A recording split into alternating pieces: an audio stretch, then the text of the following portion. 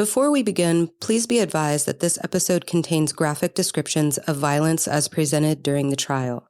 Please take care while listening. It's Saturday, January 18th, 2025. Day 6 of the trial. By now, we were no longer the fresh, wide-eyed jurors who had entered the courtroom on day 1. The gravity of this case had settled in, and with each passing day, the weight of our role grew heavier. We had listened to hours of testimony, examined evidence, and watched the state methodically build their case against Jason Chen. We'd seen Jasmine's family take the stand, heard the pain in their voices as they recounted the frantic hours they spent searching for her. We had listened to expert witnesses break down crime scene details, some with precise conclusions, others with more uncertainty. We had watched DA Courtney Wamp and her team present their evidence with confidence, reinforcing over and over again that this was a premeditated act, not a crime of passion, not an accident, but a murder. The days of feeling like outsiders in the courtroom were over. At this point, we weren't just observing the trial, we were part of it. This didn't feel new anymore. We were here to finish what we started. And apparently, so was the state.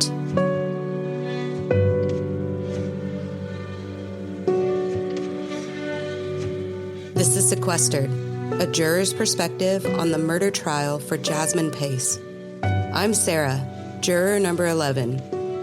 Each episode, I'll take you inside the courtroom, behind the scenes, and into the weighty moments of this trial as we honor Jasmine's life and navigate the complexities of seeking justice. Let's begin.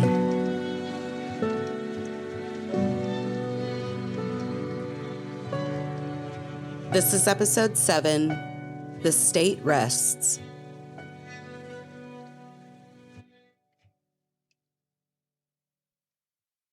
As the courtroom took their seats, Judge Patterson turned to the prosecution and asked if they had any more witnesses. DA Courtney Wamp stood and, to our surprise, simply said, "The state rests their case." Just like that, the prosecution was done. A brief explanation followed from the bench. Now it was the defense's turn. But before we even had a chance to absorb the shift, we were asked to exit the courtroom. The judge and attorneys needed to cover a few motions before the defense could begin. We returned to our coffee, card games, and books in the jury room. Meanwhile, in the courtroom, the defense did something pretty standard in criminal trials. They filed what's called a motion for judgment of acquittal. This is a formal request for the judge to dismiss some or all of the charges, arguing that the prosecution didn't present enough evidence for a reasonable jury to convict. It's a way of saying, even if you take everything the state just presented at face value, it's still not enough to legally support these charges. Now, this motion is rarely granted in high-profile cases like this, especially in a murder trial. But it's a critical procedural step because it preserves the defense's ability to appeal later on if needed. And in this case, the defense also made a separate request for the judge to allow the jury to consider what's called lesser included offenses. Lesser included offenses are exactly what they sound like. They're charges that are still illegal, but they're considered less severe versions of the primary charge. In this case, the primary charge was first-degree murder, which requires proving premeditation, meaning the killing was planned. The defense asked the court to also instruct the jury on lesser charges, like second-degree murder, which doesn't require premeditation, or voluntary manslaughter, which could apply if the killing happened in the heat of the moment. This kind of legal maneuvering is common, but it's also strategic. It gives the jury more options, so instead of choosing between convicting on the most serious charge or letting the defendant go free, they could land somewhere in the middle.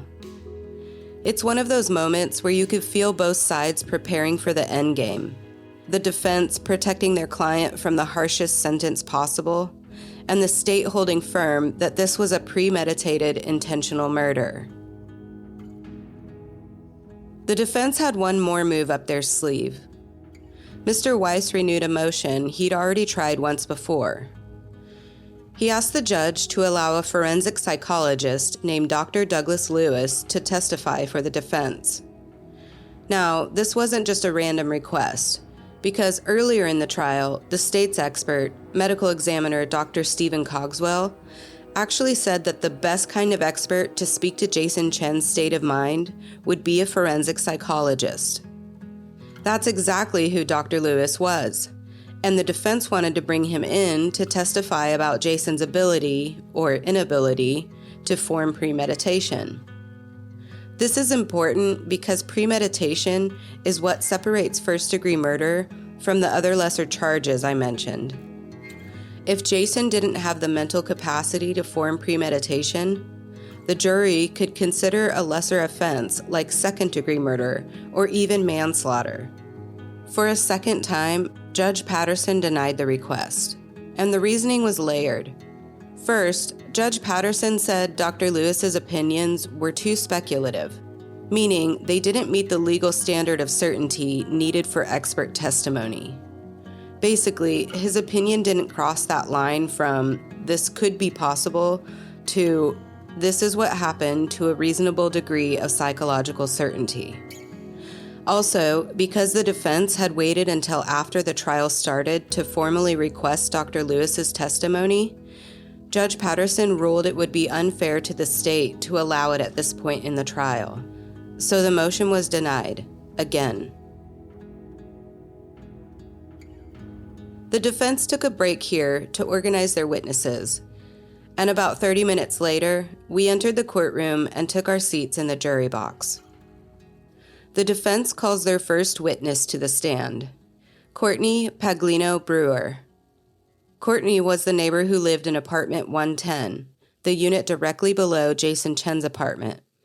Let's listen in to defense attorney Weiss asking Courtney about the night Jasmine Pace went missing. On the night of November the 22nd, in the early hours of November the 23rd, was there an incident that you can recall? Yes, I was woken up in the middle of the night by a loud scream. Can you kind of take us, and you can go slowly through the events that woke you up and then everything that you heard from that point until you didn't hear it? There was a scream that startled me out of my sleep. I checked my phone to see the time because I was going to call 911. It was around 2 a.m. There was a voice that was screaming words. The words I couldn't understand fully. Was it a male voice or female? A female voice. And then, assuming that the apartment above mine is laid out the same as mine, there sounded like chasing, a lot of footsteps going across towards the front door. One person's footsteps or two footsteps? It sounded like multiple. You said towards the front door. Was it towards the front door or towards the bedroom? Towards the front door because I was in the bedroom and I heard it. You had said that you heard a scream. Can you describe the scream? Distressed. Not quite angry. Emphatic. What? And you said you could hear arguing. Did that sound like an argument or a fight? I thought that maybe I had heard the tail end of a fight. I only ever heard one voice. And that was a female voice? Correct. After hearing the scream and the arguments and the footsteps, what did you do? I lay there awake for a minute because I couldn't go back to sleep. My husband had woken up, but he thought the noise came from outside, and he went back to sleep rather easily. I could hear the sounds of a TV, and then when I moved from the bedroom to my living room, there were sounds of someone walking across the apartment, and the sound of the washer and the garbage disposal. You said you could hear the arguing? I only heard her voice. So I just assumed it was an argument. You couldn't make out what was being said? No. Did you hear any crying? The voice that came after the screaming, that was, it kind of sounded like when you're already upset, but you're trying to prove a point, and you're crying at the same time. So it was just very kind of garbled. I would say that there was crying behind it, though. Did you call 911? I did not. Why not? Because by the time I settled down from being abruptly woken up and thought that I heard footsteps go across and a door slam, I thought that it had just been a normal apartment argument and everything kind of calmed down. Did you ever contact authorities? I did. When did you contact authorities?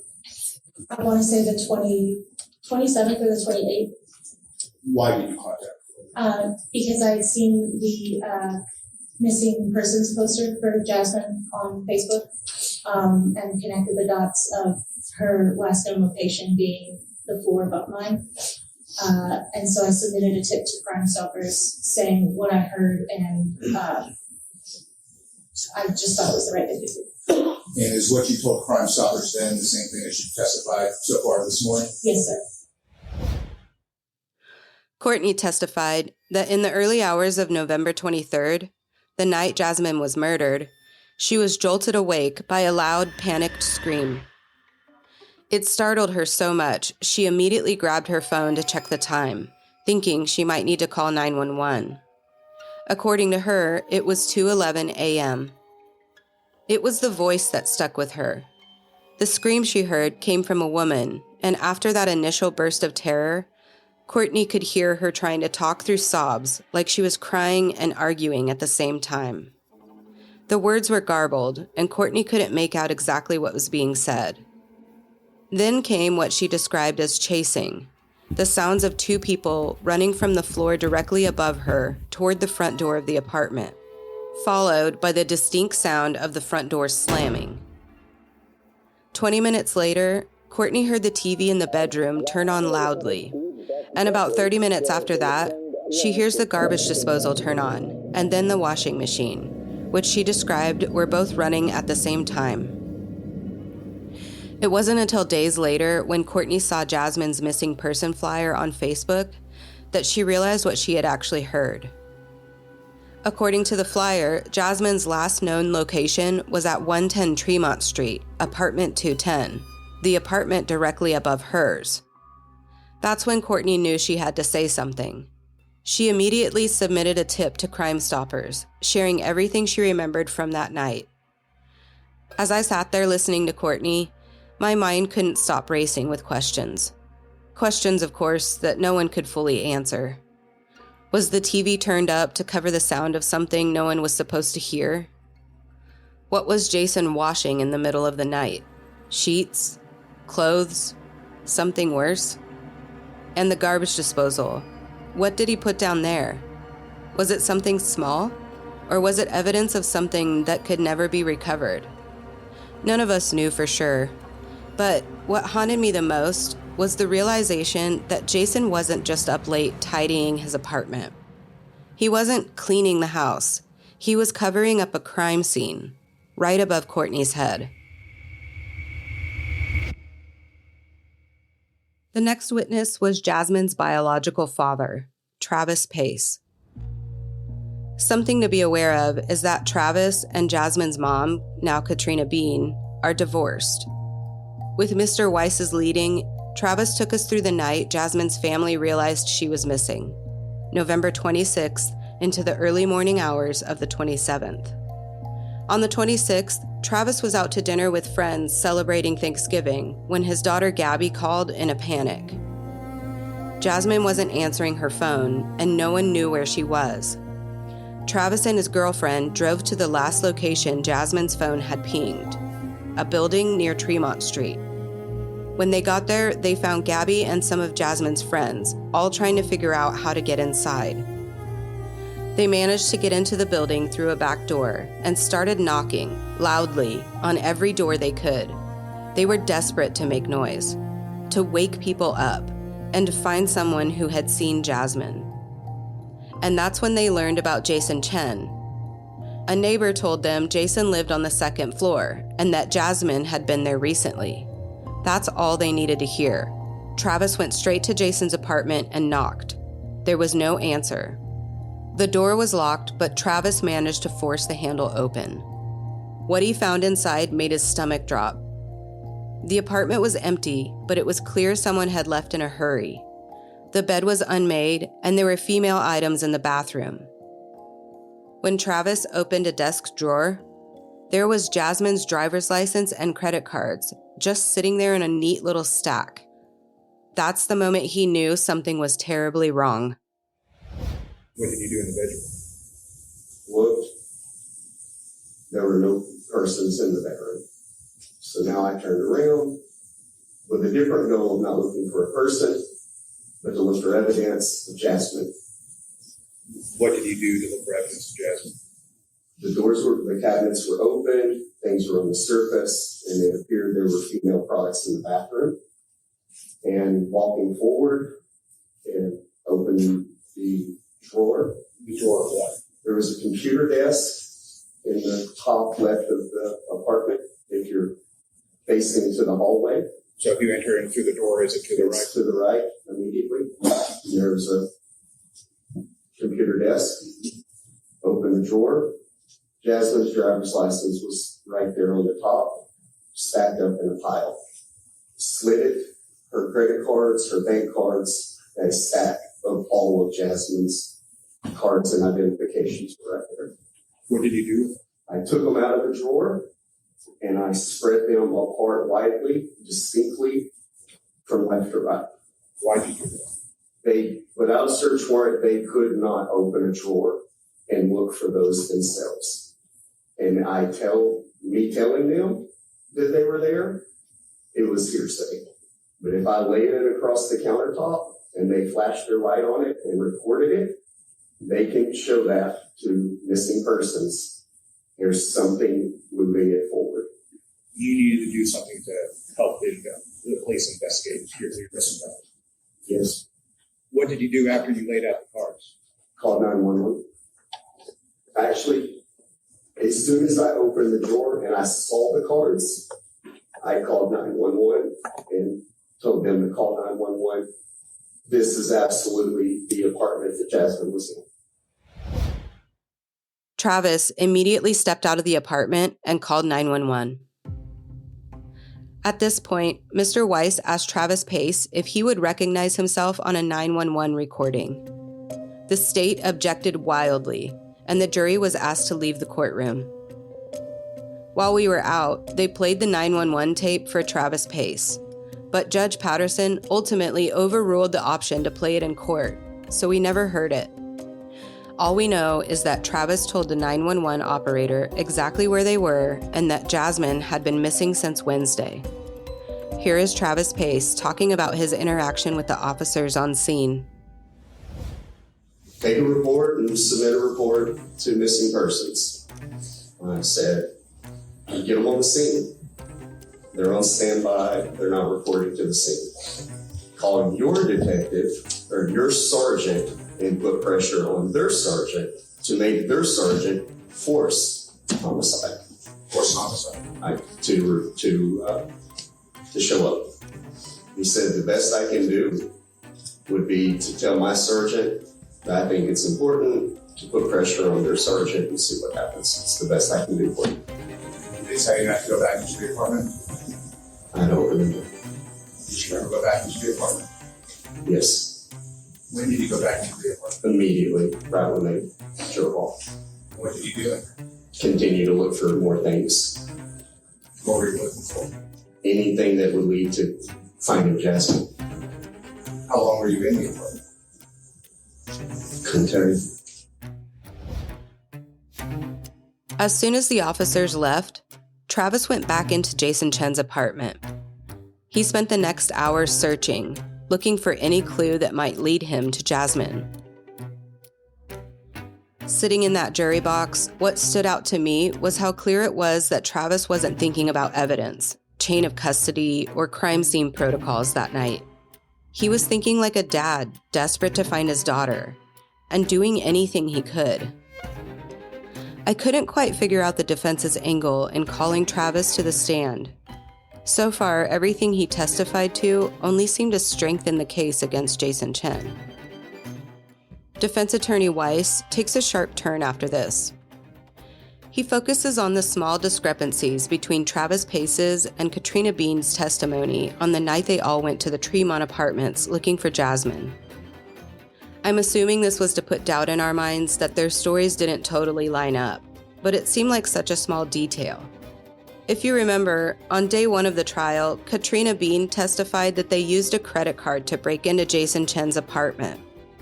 I remember thinking, did it really matter how they got in at this point? Both had already admitted to breaking in. When asked about the discrepancy, Travis remained calm, and his response was simple. We remember it differently. You can hear their exchange here. You were there with Katrina Pace when you were interviewed by Detective Crawford and Detective Leach, weren't you? I was there. You were here in this courtroom in February of last year, and you heard Katrina Pace testify then, didn't you? I was here. And then this past Monday, you were in this room when you saw Katrina Pace testify on that stand, right? Awesome. Were any of those statements true? We remember it differently. I'm sorry, were those statements true? I need a verbal answer. Who am I to say what the truth is? Did a resident of the apartment building open the door for you and I guess afford you to come in the building? No. Who did that? I didn't. Did Katrina Pace or others get into Jason's store with a credit card? I'm not aware if they did or not. Who was the first person to get into the door? I was. Did you ever see Katrina Pace or another person use a credit card to get into the door? I did not. And you said earlier it'd be impossible to use a credit card to get into that door? I did. You heard Katrina testify that she went back into the apartment multiple times after that morning. I heard that. Were you with her those times? I was not. You know what she did in the apartment during those times? I did not. Does your ex-wife, Katrina Pace, does she have a reputation for being honest? The state now has their chance to cross-examine Travis Pace, and it feels like a showdown. Did you receive a subpoena to testify in this trial? I did. By who? The state. Did you ever receive a subpoena from the defense attorney? No. Were you ever notified by the defense that they were going to call you as a witness today? I was not. Did they tell you Monday? No. Did they tell you Tuesday? I Did they tell you Wednesday, Thursday, Friday? Did they tell you this morning? You didn't know you were being called as a witness until you were sitting right there and he said your name. Is that right? Yes. How long have you and Katrina been divorced? 20 years. Is it fair to say that y'all don't have a great relationship? Is it fair to say that this whole experience has been hard on your already tough relationship? Sure.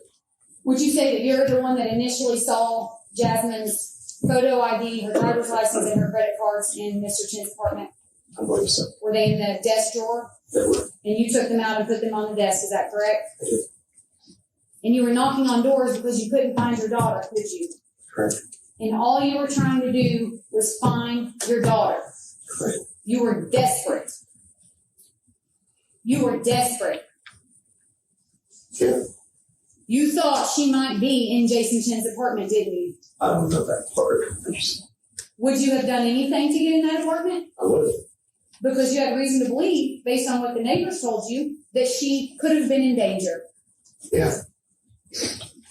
You have a military background, is that correct, sir? I do. Is that one reason you're proficient in firearms? It is. Did you clean anything up in Mr. Chen's apartment? No. Did you plant any evidence in Mr. Chen's apartment? Other than moving her credit cards and her driver's license. I don't know if that's planning. You didn't take anything in there and leave it? I did not. Did you have any idea at the time what had happened to your daughter? No. Did you have any idea that she had been stabbed to death at that time? Definitely not. She hadn't been located, had she? No. But did you know that he might be involved? Yes. With certainty. Because he lied about speaking with her about the duration, about the timing. And you were aware that he lied. Fully aware. How? Had him on the phone. Then, that's your girlfriend? You're participating with the parents to look for her.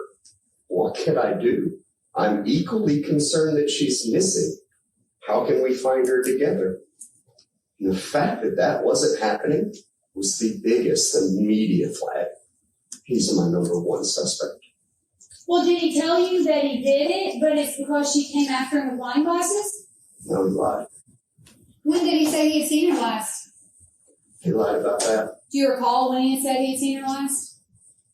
I don't remember exactly what he said. I just know that it wasn't what the phone records showed. It was different than what we had proof of. He wasn't concerned about her, was he? No. At all, was he? No. After that frantic night of searching, Travis and Jasmine's family were left with fear and unanswered questions. The next clue didn't come from the apartment.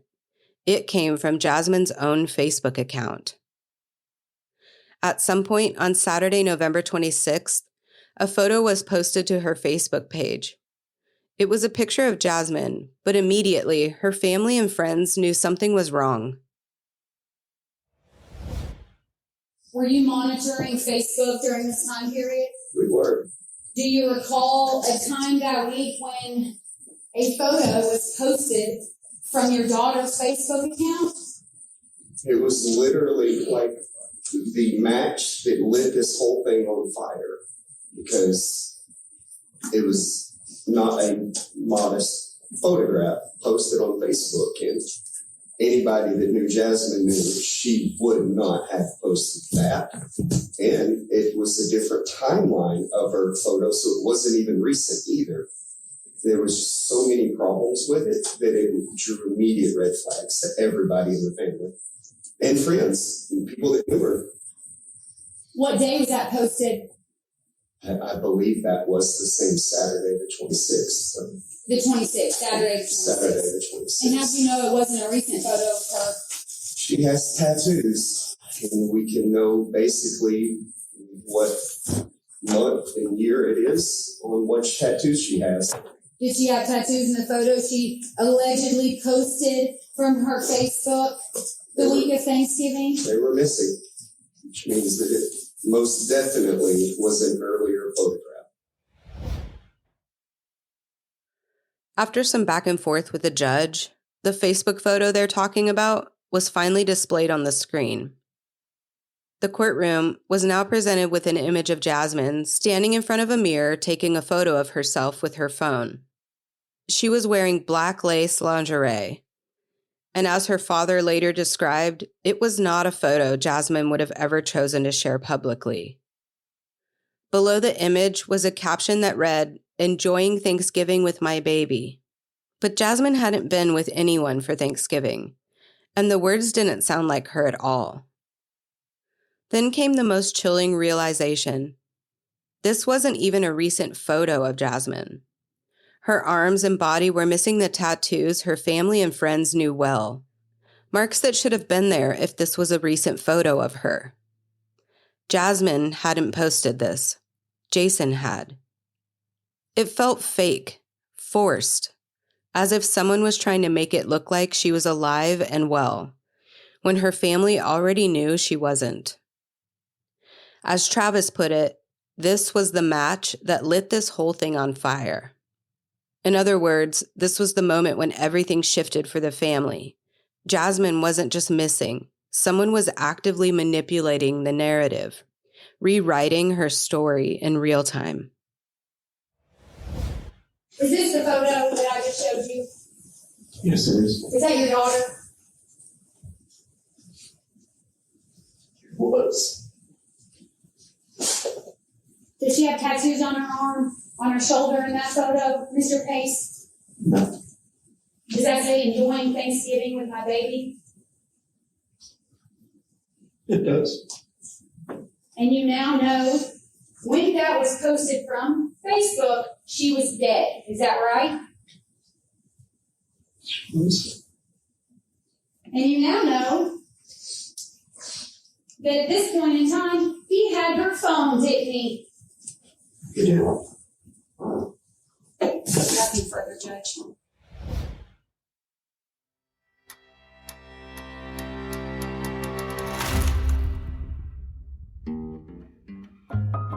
You know, during sequestration, I had a lot of time to think. And honestly, I kept wishing I had a speaker so that I could just listen to a great book. That's why I love audiobooks. Whether I'm driving, walking the dogs, or traveling, I can just press play and get lost in an amazing story anytime and anywhere. One of my all-time favorites is New York by Edward Rutherford. This epic historical novel spans over 400 years, following generations of families through the city's most pivotal moments, from its Dutch settlement days and all the way to 9/11. It was one of the first audiobooks I had ever listened to. It felt like the narrator was reading the story just for me. I was completely hooked. Here's some good news. You can listen to New York or any other book for free. Audible is giving sequestered listeners a free audiobook with a 30-day trial. Just go to audibletrial.com/sequestered. That's one free book, yours to keep forever. So find something you love and get listening. Go to audibletrial.com/sequestered.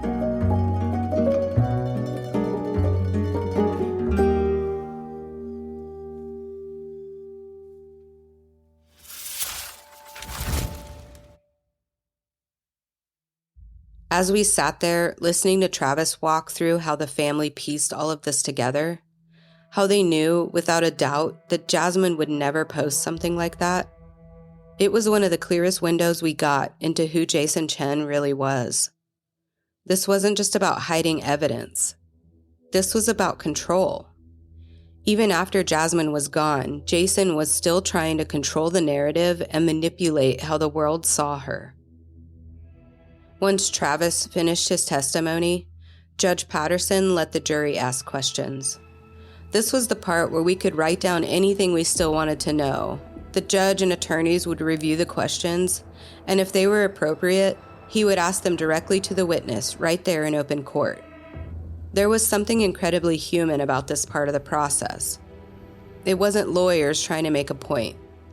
It was us, regular people, a jury of peers, trying to understand what really happened that night and trying to make sense of the choices Travis and the rest of Jasmine's family made in those desperate hours.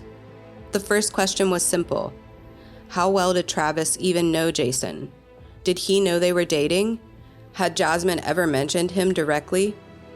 Travis admitted that Jasmine had never brought Jason up to him, but she had talked about him to other people she trusted. And Travis knew they'd been close enough to take a trip to Chicago together recently. How did you know Jason Chen was Jasmine's boyfriend? I didn't necessarily know that it was her boyfriend. I knew that they had been speaking.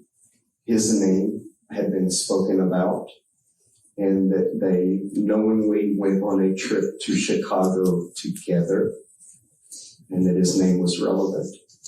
So we knew they were at least somehow close enough to take a trip to Chicago. More than that, I wasn't aware of how much more they were dating or not dating. At least enough to go to Chicago. Another juror wanted to understand exactly how they got into Jason's apartment. Travis explained that he forced the handle, physically breaking the mechanism to get the door open. Once inside, he unlocked it so that they can come in and out freely. And then came my question, the dumpster. Did anyone in your party check it that night? And if so, what did they find? Did anyone in your party search the dumpster area on the night of 11/26/27? Do you recall if anyone saw particles of clothing or a sanitary pad? Yes, we did. We did on that night, and for the next. I'm sorry to interrupt. say you did search the dumpster area, or you did see the articles of clothing and sanitary pads or both? Both. Okay. We did search him. We did see both. Okay. Was Katrina Pace ever inside the apartment at the same time you were? Yes, I believe she was. Were you present when any items were taken from the apartment? If so, what do you recall being collected? Were you present when any items were taken from the apartment? No, I was not present for that. Did you take anything from apartment 210? No, I did not. Possibly, and I really don't recall. Possibly we would have on the very next entrance, right after the police had left, and we kind of all concluded that their help was going to be less than expedient, and we may have actually grabbed all of her IDs and stuff at that exact moment, but it's a blur. This wasn't a forensic team with gloves and evidence bags. These were parents, terrified and exhausted, looking for anything that could be a clue. Another question from the jury to Travis Pace was if he smelled marijuana in Jason Chen's apartment that night. Travis said that he didn't smell anything, but he remembered a bong sitting on the computer stand with a baggie beside it. And even though Travis wasn't sure that was relevant to Jasmine's disappearance, he pointed it out to the police anyway. Finally, we asked Travis what the bed looked like when he first walked in. He said it was messy, unmade, with pillows and blankets rumpled, and some clothing thrown on top. Nothing dramatic, but it painted a picture of an apartment where something had happened in a hurry. The next witness was Johnny Lawrence, a private investigator and crime scene expert from right here in Nashville, Tennessee. His specialty, crime scene reconstruction and bloodstain analysis. His job was to examine the evidence, document it, analyze it, and piece together the order of events based on what the scene itself revealed. A little side note here. Johnny Lawrence was kind of all over the place. He was presented as the defense's expert witness, but unlike the state's experts, his credibility wasn't immediately accepted. The prosecution and defense argued back and forth in front of us about whether Lawrence's opinions should even be allowed as expert testimony. That's because, under Tennessee law, for someone to testify as an expert, their opinions have to substantially assist the jury in understanding the evidence. It took at least 30 minutes for Judge Patterson to decide whether he could even be entered as an expert witness. At one point, we were asked to leave the room while they debated it. Here's a clip of Weiss arguing for him to be entered. Their opinion is this. So there is flexibility in there at the court. I'm not asking for an absolute certainty of anything. I think the flexibility comes from to the reasonable degree, but your opinion has to be something more than speculation. Just so you know. So we I keep agree with that. So the Dr. Coswell talked about the position of the body when killed. That is something that that expert opined on. Dr. Coswell opined on the crime scene in general. While he did not testify that Ms. Pace was shackled or handcuffed because he was excluded from that, the state made those implications that she was. Mr. Lawrence can testify regarding the state of the body when found. He can testify regarding kind of the same things that Dr. Coswell saw. Then there is Investigator Crawford and the CSI team. One of the arguments is that this is the most blood that they have ever seen.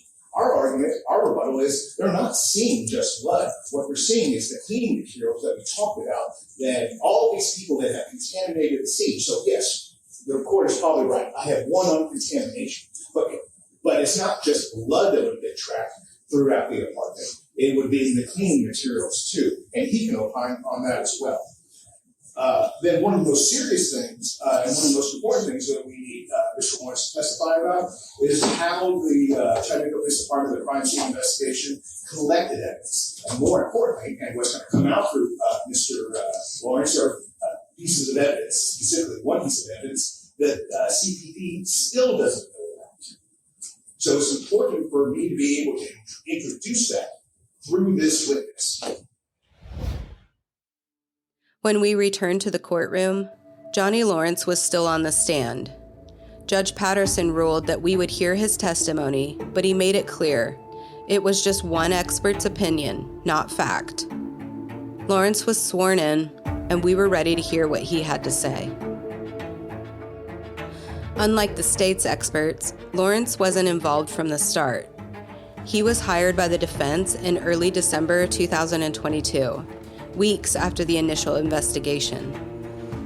That meant he wasn't present for either of the two searches of apartment 210. Instead, he relied on reviewing law enforcement's photographs and visiting the scene himself on December 9th. He described walking into the apartment, noting how the main room was dark, illuminated by an eerie blue-tinted light.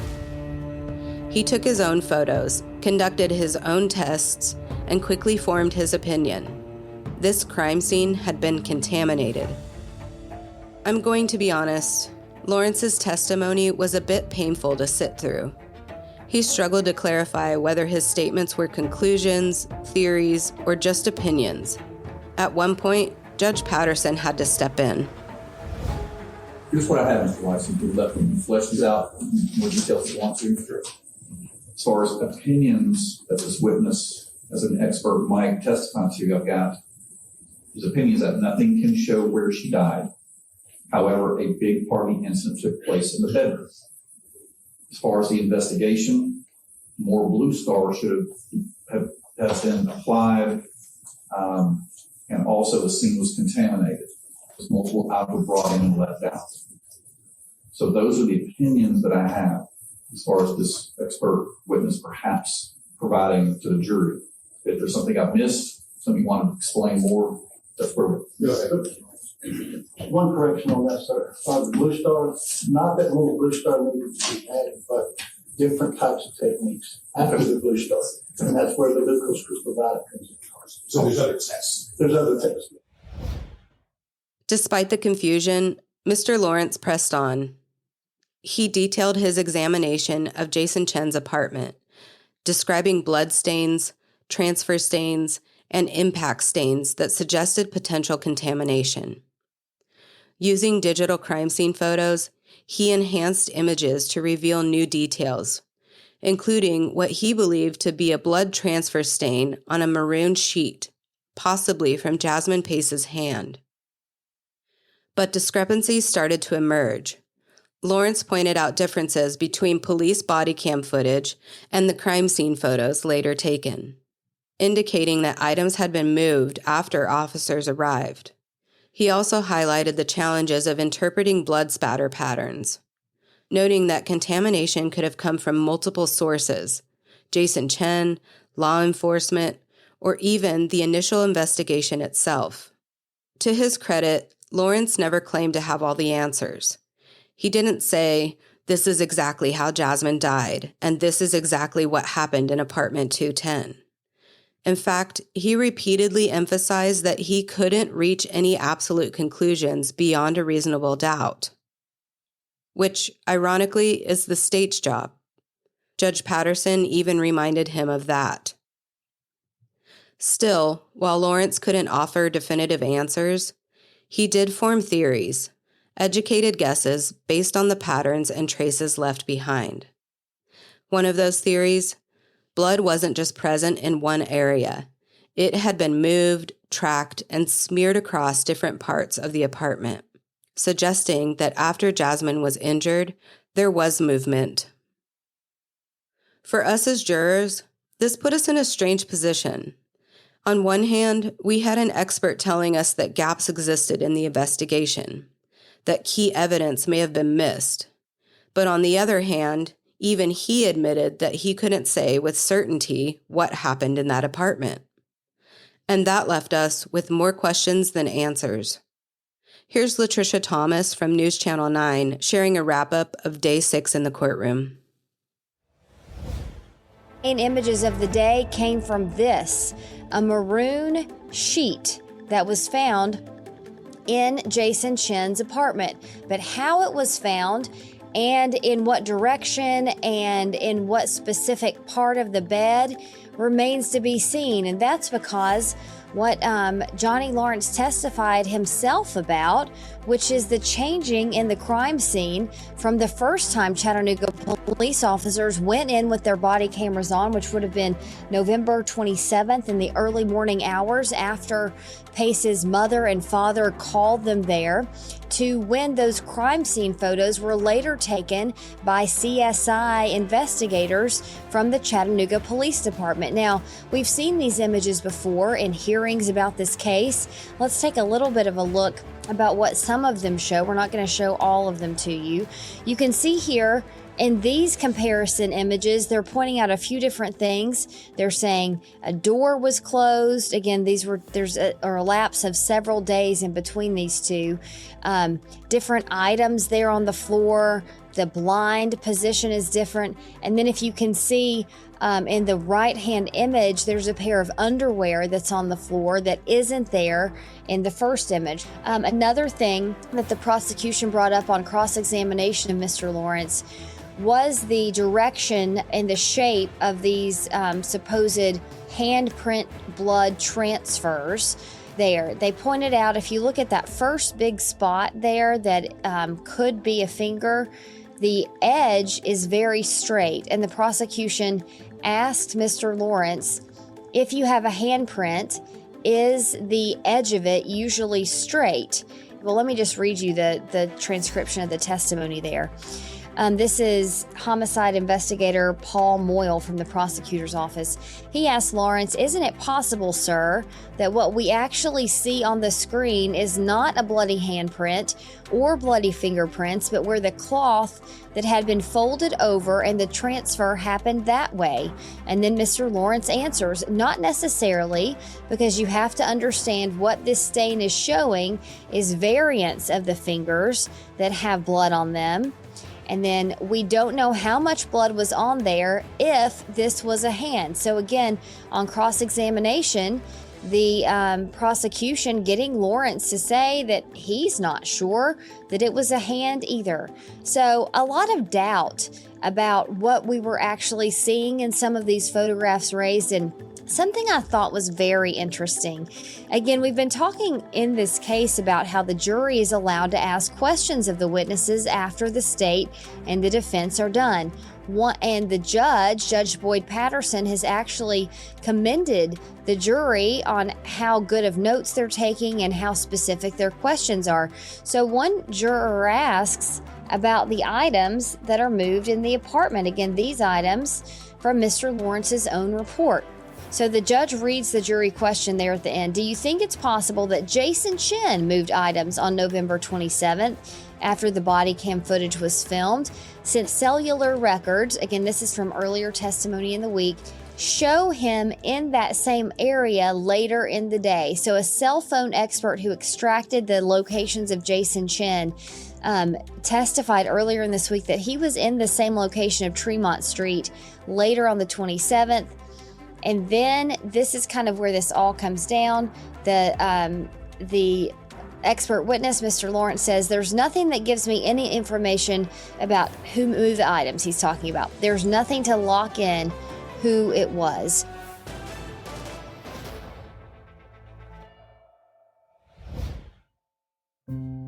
Day 6 of the trial gave us more than just testimony. It gave us a timeline of desperation. We heard from Jasmine's father, Travis Pace, who physically forced his way into Jason Chen's apartment, driven not by protocol, but by panic. He wasn't looking for evidence. He was looking for his daughter.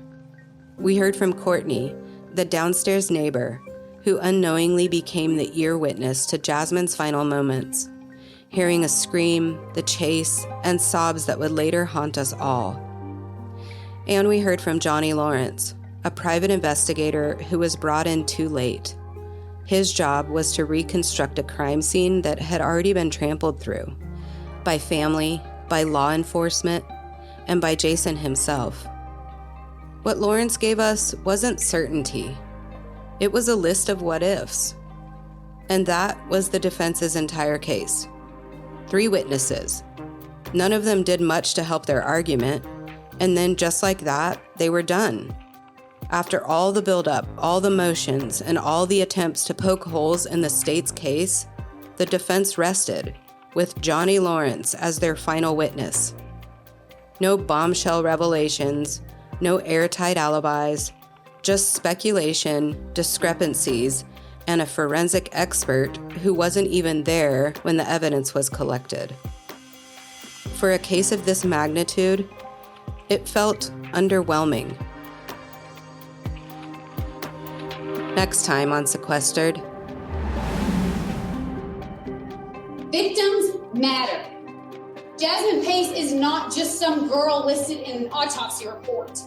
She is not the photos that you have seen. She is a person. She had family that loved her. She was a friend. She was a granddaughter. Please don't minimize this trial to the trial for him. As the trial nears its end, the prosecution and defense make their final gripping arguments. Was Jason Chen's crime a calculated act of murder or a moment of uncontrolled passion? That's next on episode 8.